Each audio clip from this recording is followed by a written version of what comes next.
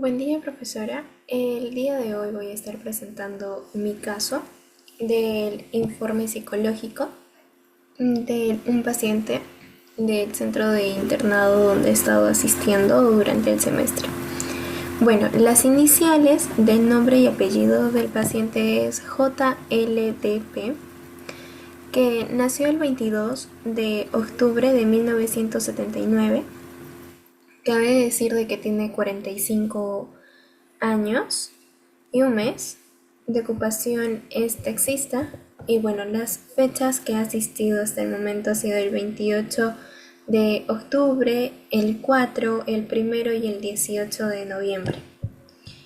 El motivo de consulta es que, bueno, el usuario asiste al servicio de psicología del Centro de Salud Generalísimo San Martín, que queda ubicado en el distrito de Mariano Melgar, debido a que tiene una denuncia judicializada por parte de su esposa, ya que indica por maltrato físico y psicológico. Eh, bueno, el paciente refiere de que no ha existido en ningún momento por parte del maltrato físico, como se menciona en la denuncia. Sin embargo, sí la ha insultado. También menciona de que este evento sucedió cuando él retorna de su domicilio y su esposa le empieza a levantar la voz, reclamándole sobre situaciones de la casa, del terreno. Después de los gritos de ambas partes, tanto del señor como de su esposa, ella fue a denunciarlo a la comisaría cercana de su domicilio. Y bueno, debido a esta situación, el paciente debe llevar obligatoriamente una terapia psicológica de 8 sesiones. Bueno, las observaciones generales de conducta. El usuario ingresa al servicio de psicología por primera vez, mostrando amabilidad, ubicado en espacio, tiempo y persona. Se notó durante todas las sesiones que asistió que estaba con un buen estado de ánimo, alegre, con mucha tranquilidad. Sin embargo, a pesar de que se mostró colaborativo, mostrando un buen estado de ánimo, se mencionó de que se encontraba un poco indignado al tener esa denuncia, ya que no le parecía justo. Y bueno, en los antecedentes contaré el por qué quizás no le influye ese sentimiento de injusticia por parte, bueno, hacia él, ya que menciona que anteriormente no ha tenido ninguna denuncia por parte de su esposa hacia él, ni de él hacia su esposa, ¿no? Esta sería la primera vez, pero sin embargo ya existían conflictos en el hogar. Y es más, a pesar de que sigan siendo esposos, legalmente el paciente menciona que ya dentro del hogar ya todo es diferente. ¿Por qué? Porque ya viven, por ejemplo, en pisos diferentes, es decir, el señor vive en el segundo piso y la señora en el primer piso. Ya duermen en habitaciones diferentes, y es más, ya no se dirigían mucho la palabra. Y ahora con esa situación de la denuncia, pues ahora están prohibidos de dirigirse a la palabra, ¿no? También cabe mencionar de que viven junto con su hijo, el cual ya es mayor de edad, trabaja, y él es un medio de comunicación en caso exista alguna situación de duda. Sin embargo, siempre las discusiones que han existido han sido por conflictos del terreno, de la casa. Menciona de que la señora quiere que él se retire de la casa, pero al señor tampoco le parece justo porque él ha construido esa casa, ¿no? Y es el lugar donde ha vivido toda su vida. Las técnicas e instrumentos que se han utilizado, ha sido la técnica de observación y una entrevista semiestructurada. Ahora, aquí en instrumentos quisiera mencionar de que al ser un centro de salud, a veces no hay mucho tiempo para poder planificar y a realizar una evaluación completa, ¿no? Entonces, para ello el Ministerio de Salud designa ciertos tamizajes a lo que se vea conveniente de que el paciente necesite. Entonces, en este caso se realizó el tamizaje SQR18, el cual evalúa los síntomas de ansiedad y depresión, ¿no?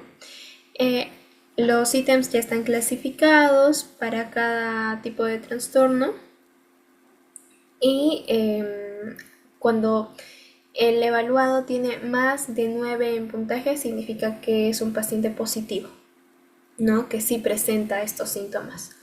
En esta ocasión, el paciente ha tenido 12 de puntaje, lo que significa de que es positivo en tener síntomas de ansiedad.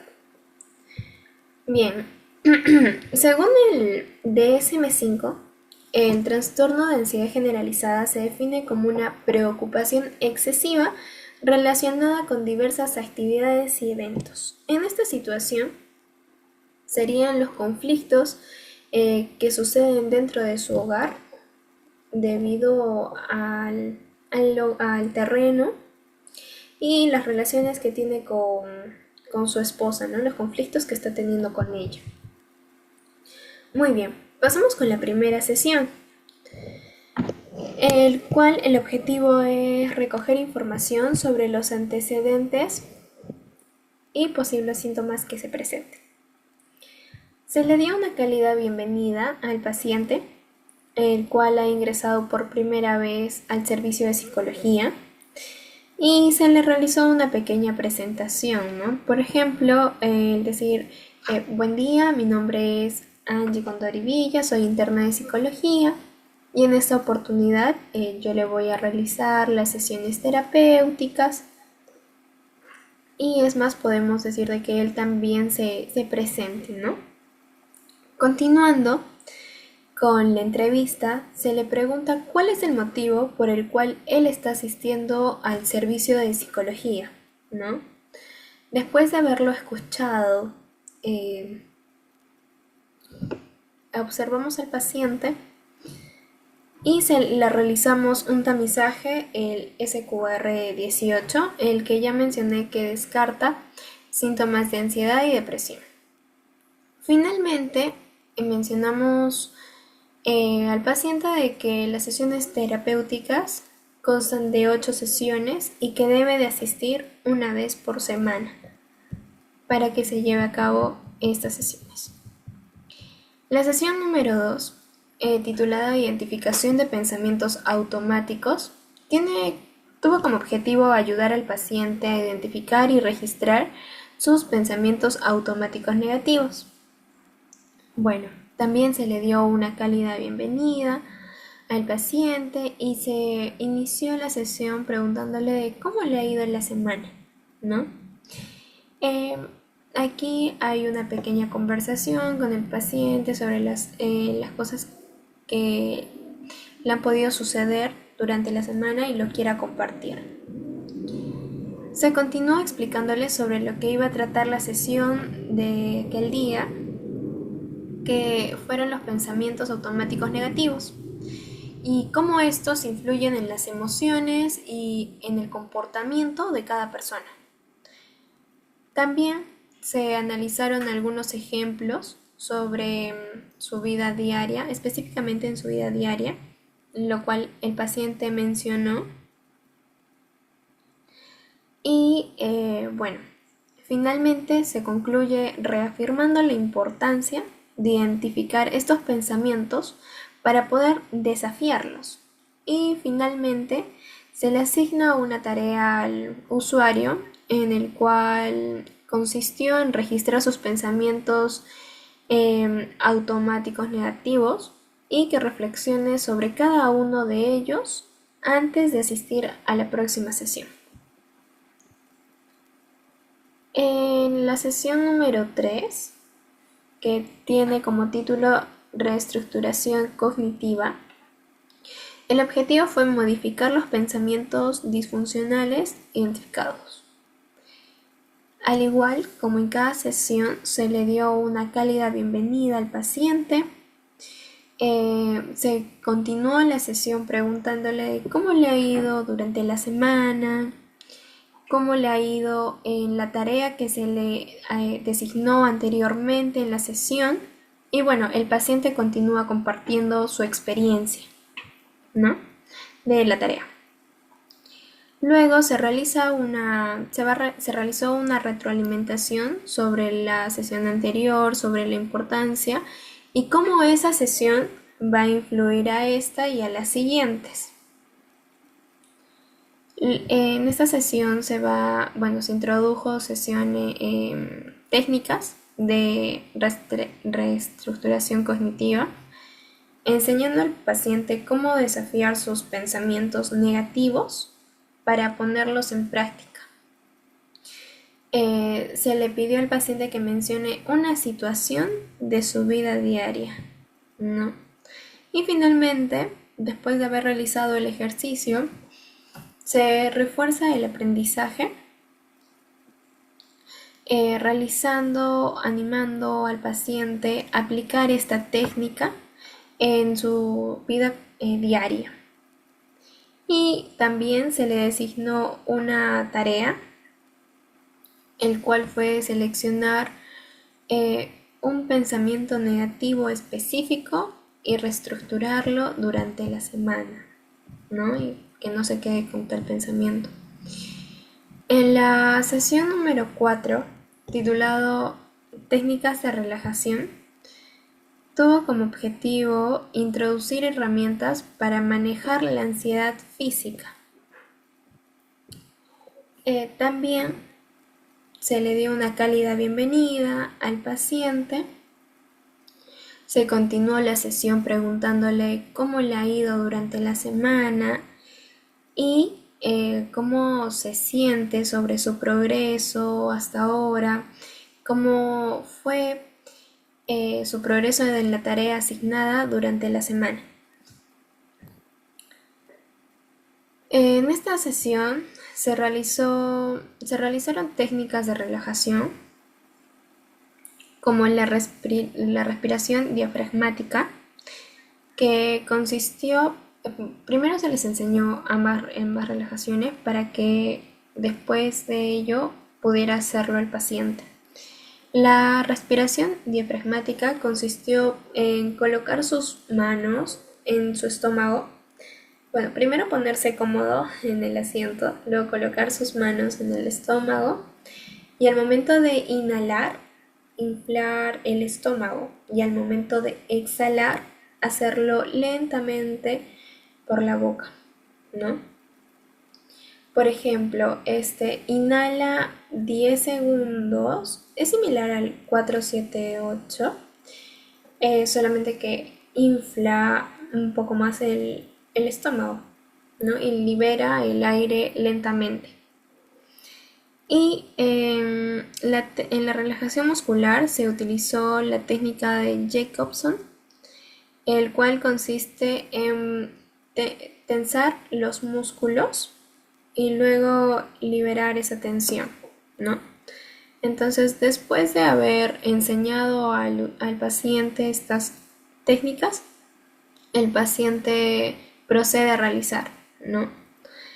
Y acabando cada ejercicio, cada movimiento que realice durante la consulta, se le va a preguntar cómo se está sintiendo, ¿no? Si es que siente que le está ayudando o de repente no.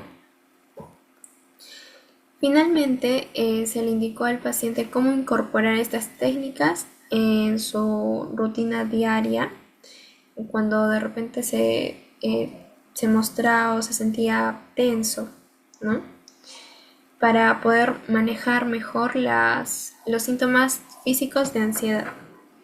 Aquí puedo mencionar de que el paciente sí se sintió liberado porque venía un poco estresado también. Entonces, después de que realizamos estas técnicas, se fue un poco más liberado. En la sesión número 5, la cual tiene como nombre el enfrentamiento gradual y como objetivo el comenzar el proceso de exposición a situaciones temidas. Bueno, también tendrá como inicio de sesión darle una cálida bienvenida otra vez por su asistencia y preguntarle al paciente sobre su experiencia con las técnicas de relajación que hicimos en la sesión anterior y si ha notado alguna mejora, en qué momentos lo ha hecho, cuándo lo ha hecho, dónde lo ha hecho y cómo se ha sentido en cada proceso que ha estado realizando estas técnicas de relajación. Después se va a introducir el tema de exposición a situaciones temidas. Se va a identificar las situaciones específicas que le generan ansiedad al paciente. Aquí de repente podría ser el momento que existe conflicto en el hogar o la esposa le levanta la voz. De repente eso le puede generar ansiedad al paciente, ¿no? Y después se va a clasificar según el nivel de temor que le provocan al paciente. Asimismo, se va a diseñar un plan junto con él para poder enfrentar estas situaciones y se va a comenzar por las situaciones menos amenazantes que él sienta. Finalmente, se va a reforzar el compromiso del paciente con este proceso, se va a incentivar a que el paciente reflexione sobre sus miedos que puede estar teniendo. En la sesión número 6, que tiene como nombre práctica de enfrentamiento, tiene como objetivo realizar la primera exposición a una situación temida. Bueno, como en cada sesión vamos a darle una cálida bienvenida, le vamos a preguntar cómo se ha estado sintiendo en todo este proceso hasta el momento. Luego se le va a pedir que comparta sus experiencias, incluyendo los desafíos que ha tenido durante todo el proceso.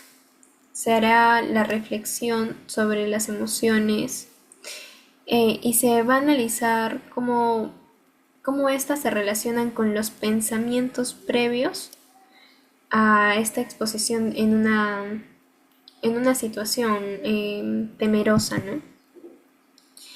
Y bueno, finalmente se va a felicitar al paciente por el avance que está teniendo al enfrentar sus miedos. Seguimos con la sesión número 7, que es la llamada resolución de problemas. Tiene como objetivo desarrollar habilidades para enfrentar situaciones difíciles que generan ansiedad.